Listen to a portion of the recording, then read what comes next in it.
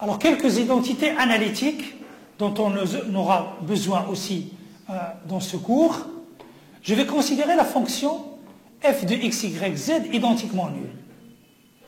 Cette fonction-là, je rappelle qu'elle représente géométriquement une surface. Si on fixe la variable z, on obtient une fonction f de x, y égale à z, une fonction de deux variables. De plus, la différentielle de cette fonction-là, c'est d de f par rapport à x dx, plus df par rapport à y dy, plus df par rapport à z, fois dz égale à 0, mais avec dz égale à 0. C'est-à-dire ce terme-là est nul. Ce qui permet d'écrire dy par rapport à x à z constant, ou plus précisément dérivée partielle de y par rapport à x à z constant, c'est égal à moins dérivée partielle de f par rapport à x sur dérivée partielle par rapport à y. De même, la dérivée de x par rapport à y à z constant, c'est égal à moins df par rapport à y sur df par rapport à x.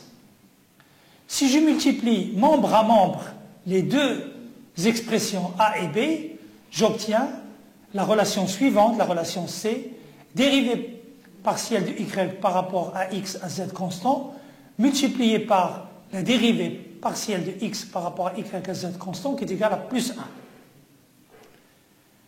On peut également calculer la dérivée de y par rapport à z.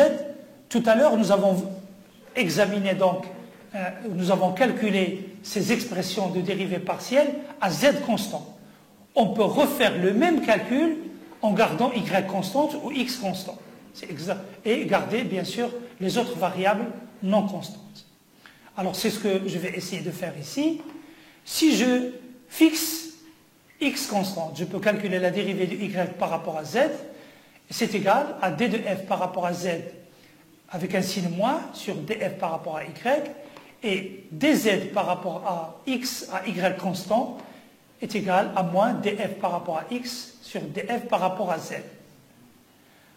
Alors, si je forme l'expression suivante, si je multiplie l'expression de dérivée de x par rapport à y à z constant fois dérivée par rapport à y à z par rapport à z à x constant fois la dérivée de z par rapport à x à y constant, ben, le résultat n'est pas ce qu'on peut attendre, si vous voulez, intuitivement. C'est pas plus 1, c'est moins 1. Parce que ici, vous avez z constant, et ici x constant, et ici y constant.